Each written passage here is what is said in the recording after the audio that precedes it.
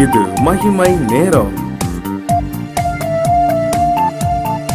கர்த்தரும் இரட்சகருமாய் இருக்கிற இயேசு கிறிஸ்து நீடினேற்ற இன்ப நாமத்தினாலே மகிமை டிவி நேயர்களை அன்புடன் வாழ்த்துகிறேன். மகிமை நேர நிகழ்ச்சிக்கு உங்களை அன்புடன் வரவேற்கிறேன். இன்றைக்கு வசனம் இவ்வாறு சொல்கிறது. 1 யோவான் 4ஆம் அதிகாரம் 7ஆம் வசனம் இவ்வாறு சொல்கிறது. பிரியமானவர்களே, ஒருவரோடு ஒருவர் அன்பாய் இருக்க கடவோம், ஏனெனில் அன்பு தேவனால் உண்டாயிருக்கிறது. அன்புள்ளவன் எவனும் தேவனால் பிறந்து அவரை அறிந்திருக்கிறான் என்று சொல்லி அங்கே குறிப்பிடப்பட்டிருக்கிறது. அன்பு, அன்பான உள்ளம். இன்றைக்கு கர்த்தர் அதை எதிர்பார்க்கிறார். அன்புள்ள உள்ளத்தோடு நடந்து கொள்ள வேண்டும். எவ்வளவேனும் நாம் மற்றவர்களோடு அன்பாக நடந்து கொள்கிறோம். நம்ம சிந்திக்கணும். இங்க பார்த்தீங்கன்னா, மாவீரன் அலெக்சாண்டர் அவர் மிகவும் நேசித்த ஒரு ஓவியன். அவரை தத்ரூபமாக வரைய வேண்டும் என்று சொல்லி அவர் அந்த அலெக்சாண்டரிடம் கேட்கிறார்.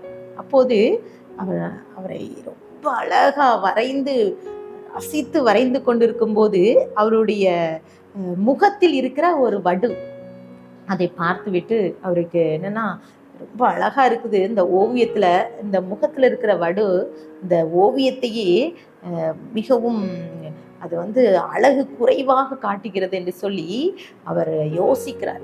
சிந்தித்து அந்த அலெக்சாண்டர் அந்த கன்னத்திலே கை வைத்தது போல அந்த வடுவை மறைத்து அழகாக அந்த முகத்தை மாற்றி வரைந்து காட்டினார். இப்போது அலெக்சாண்டர் பார்க்கிறார். அந்த உருவத்தை பார்த்துவிட்டு அழகாக இருக்கிறதே, என்னுடைய வடு எங்கே என்று கேட்கிறார். அப்போ அவர் சொல்றாரு, அந்த ஓவியர் மனமுகந்து சொல்றார், உங்க மேலுள்ள அன்பு அதை மறைத்து விட்டது என்று சொல்லி அவர் அந்த தன்னுடைய ஓவியத்தையும் தான் அவருக்காக எடுத்த முயற்சியும் காண்பிக்கிறார். பிரியமானவர்களே, இன்றைக்கு எவ்வளவேனும் அன்பை காண்பிக்கிறோம், எவ்வளவேனும் நம் இருதயத்துக்குள்ள அன்பு வெளிப்படுகிறது.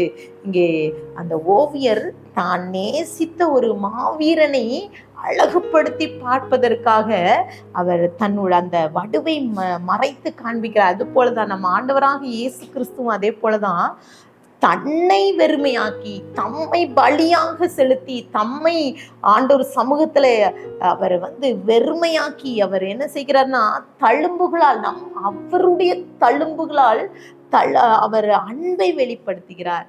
அவர் தன்னுடைய ஒரே குமாரனை தனக்காக தந்து இவ்வளவாக அன்பு கூர்ந்தான் வேதம் சொல்கிறது. அவர் இந்த உலகத்துக்கு வந்த பிறகுதான் அன்பு வெளிப்பட்டது. இன்னும் பார்த்தீங்கன்னா, அங்க அன்பை குறித்து சொல்ல வேண்டும் என்றால் வேதத்துல அநேக காரியங்கள் குறிப்பிடப்பட்டிருக்குது. மிக ரொம்ப சொல்ல வேண்டும் என்றால் அண்ணாலும் சாமுவேலுடைய அன்பு. அந்த அண்ணால் என்ன செய்கிறார்னா, அவன் தன்னுடைய மகனை அவ்வளவு நேசிக்கிறான். கர்த்தர்ட்ட போயிட்டு கேட்கிற, ஆண்டவரே, எனக்கு நீங்க குழந்தை தந்தால் அந்த குழந்தையை உமக்கே தருகிறேன் என்று சொல்லி பொருத்தனை செய்து பெற்ற ஒரு மகன் தான் சாமுவேல். ஆனால் அந்த சாமுவேல் மீது மிகவும் அன்பு வைக்கிறார். நீங்க 1 சாமுவேல் அந்த அதிகாரத்தை எல்லாம் எடுத்து பார்த்தீங்கன்னா, வரிசையை வாசித்து பார்த்தீங்கன்னா, அந்த மகன் மீது அவ்வளோ அன்பு செலுத்துகிறார். ஒவ்வொரு முறையும் தன்னுடைய அன்னாள் சாமுவேலை சந்திக்கும் போது சாமுவேலுக்காக ஒரு சின்ன சட்டையை தைத்து கொண்டு செல்வாள் என்று சொல்லி அங்கே குறிப்பிடப்பட்டிருக்கு. எவ்வளவோ அன்பு, எவ்வளோ பாசம். தன்னுடைய மகனை கர்த்தருக்காக அர்ப்பணித்து விட்டாள். ஆனால் என்ன செய்துட்டா, அந்த அன்பு குறைக்கல. மற்ற பிள்ளைகளை கூட அந்த சாமுவேலுக்கு அப்புறம் அநேக பிள்ளைகள் அண்ணாளுக்கு இருந்தது. ஆனாலும் தன் மகனை நேசித்தாள். ஒவ்வொரு முறையும் சட்டையை கொடுக்கிறான். அப்போ அப்படிப்பட்ட உள்ளம் நமக்கு வேணும். இந்த தாய் தகப்பன் பிள்ளைகளை நேசிக்கிற உள்ளத்தை இன்னைக்கு அநேக பிள்ளைகள் அன்பு இழந்திருக்காங்க. அன்பு இல்லாம தவித்து கொண்டு இருக்கிறார்கள். கர்த்தர் இன்றைக்கு அன்பான உள்ளத்தை எதிர்பார்க்கிறார். யோவான் 3ஆம் அதிகாரம் 14 தேவன் தம்முடைய ஒரே பேரான குமாரனை விசுவாசிக்கிற எவனோ நித்திய ஜீவனை அடையும்படிக்கு அவரை தந்திரலி இவ்வளவா உலகத்துக்கு அன்பு கொண்டார். இவ்வளோ அன்பு, நித்திய ஜீவனை சுதந்திரிக்கும்படி. அப்போ கத்தர் உலகத்துக்கு நம்மளுக்கு நித்திய ஜீவனை கொடுக்கிறார். இன்னும் பார்த்தீங்கன்னா நிறைய காரியங்கள் அங்க குறிப்பிடப்பட்டிருக்கு. இயேசுவும் பேதுரும் சொல்லலாம். பேதுருவும் இயேசுவும் பார்த்தீங்கன்னா ஒரு துடிப்பான ஒரு பேதுரு என்று சொல்லலாம். இயேசு என்ன சொன்னாலும் உடனடியாக செய்து காட்டுகிறவன். அவன் சுறுசுறுப்பாக என்ன சொன்னாலும் முன்னெடுத்து நின்று ஆண்டவருக்காக ஓடுகிற ஒரு பேதுரு. அவன் என்ன செய்கிறான்னா, ஒவ்வொரு முறையும் ஆண்டவர் ஒவ்வொரு காரியம் சொல்ல சொல்ல உடனே பதில் கொடுக்குறான். என்னும் ஆண்டவருடைய சிலுவை மரணத்தை குறித்து பேசும்போது உமக்காக நான் ஜீவனை கொடுப்பேன்னு சொல்றான். என்னும் மேல் வீட்டறையிலே பஸ்காவை ஆசீர்வதிக்கும் போது ஆண்டவராக இயேசு கிறிஸ்து சீஷர்கள் கால்கள் எல்லாம் கழுவுகிறார். அப்போ கழுவும் போது அங்க என்ன சொல்லப்பட்டிருக்கு, பேதுரு சொல்றான், என்னை கழுவக்கூடாதுன்னு சொல்லுவான். ஆனா கர்த்தர் என்னிடத்துல உனக்கு பங்கில்லைன்னு சொன்ன உடனே என் தலையும் சேர்த்து கழுவுங்கன்னு சொல்றான். அப்படிப்பட்ட காரியங்களை ஆண்டவரோடு பயணிக்கிறான்.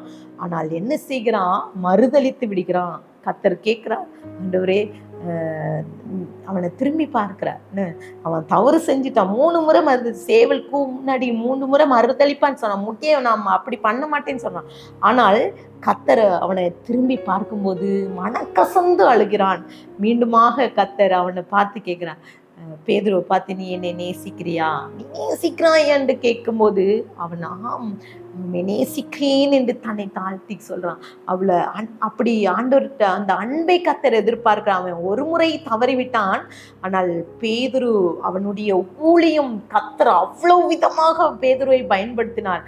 அவர் அன்பை அளவிட முடியாது. பேதுரு சிறைச்சாலை இருக்கும்போது அவன் சிறைச்சாலையில இருந்து வெளியே ஆண்டவர் கொண்டு வர அளவுக்கு அவனுக்கு ஒரு பவர். அவன் நிழலை தொட்ட பார்க்கிறவங்க உயிர் அவனுடைய விடுதலை பெறுறாங்க. அந்த அளவுக்கு பவர்ஃபுல்லான ஒரு ஊழியத்தை கொடுக்க காரணம் என்னன்னா, தேவன் மீது அவன் கொண்ட அன்பு. அவன் ஒரு முறை தவறு விட்டான். அவன் மனதுக்குள்ள அன்பு அவன் மறுதளித்து விட்டான். ஆனால் அவன் இறுதி வரை ஆண்டவரை விட்டு வழி விலகவில்லை என்று சொல்லி வேதம் சொல்லுது. பிரியமானவர்களே, இன்றைக்கு எவ்வளவேன்னு இருக்கிறோம். நம்ம இருதயம் எப்படி இருக்கிறது? 1 கொரிந்தியர் 16:14 உங்கள் காரியங்கள் எல்லாம் அன்போടെ செய்ய கடவர். நம்ம செய்கின்ற ஒவ்வொரு காரியமும் அன்போடு செய்து பாருங்க. ஒவ்வொரு காரியத்திலையும் அன்பு நமக்கு வேணும். யோவான் 4:8 அன்பில்லாதவன் தேவனை அறியான், தேவன் அன்பாகவே இருக்கிறார் என்று சொல்லி குறிப்பிடப்பட்டிருக்கு. யோவான் 4:11 பிரியமானவர்களே, தேவன் இவ்விதமாய் நம்மிடத்தில் அன்பு கூர்ந்திருக்க நாமும் ஒருவரிடத்தில் ஒருவர் அன்பு கூற கடனாளியா இருக்கும். ஆண்டவர் நம்மகிட்ட எவ்வளோ அன்பு வைக்கிறார். அவர் தன்னையே வெறுமையாக்கி அவர் நமக்காக பலியாகினார்.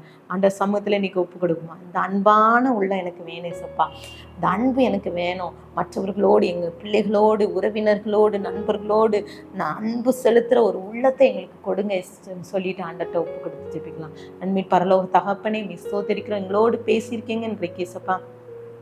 எங்களுக்கு ஒரு அன்பான உள்ளத்தை கொடுங்க. பேதுரு அவன் மறுதளித்த போது ஆண்டவரே சப்பா மனக்கசந்து அழுது போல நாங்களும் இன்றைக்கு அப்பா உடைய சமூகத்திலே நின்று சப்பா மனக்கசந்து அழுகிறோம்ப்பா. நாங்கள் மற்றவர்களோடு அன்பாக பழகிற ஒரு உள்ளத்தை எங்களுக்கு கொடுங்க சப்பா. அப்பா அந்த நாளிலே சப்பா எங்களுக்கு சப்பா அந்த இப்படிப்பட்ட அன்பான உள்ளத்தை கொடுங்க சப்பா. அன்பு சகல பாவங்களை மூடு சப்பா. அது சப்பா அன்பை குறித்து வேதத்தில் அநேக காரியங்கள் குறிப்பிடப்பட்டிருக்குதுப்பா. நாங்கள் சப்பா மற்றவர்களுக்கு அன்போடு உம்முடைய அன்பை நாங்கள் மற்றவர்களுக்கு காண்பிக்க கிருபை தாங்க. துதிகணம் மகிமையெல்லாம் உமக்கு ஏறடிக்கிறோம். மீட்பர் மூலம் கேட்கிற பிதாவே, ஆமென்.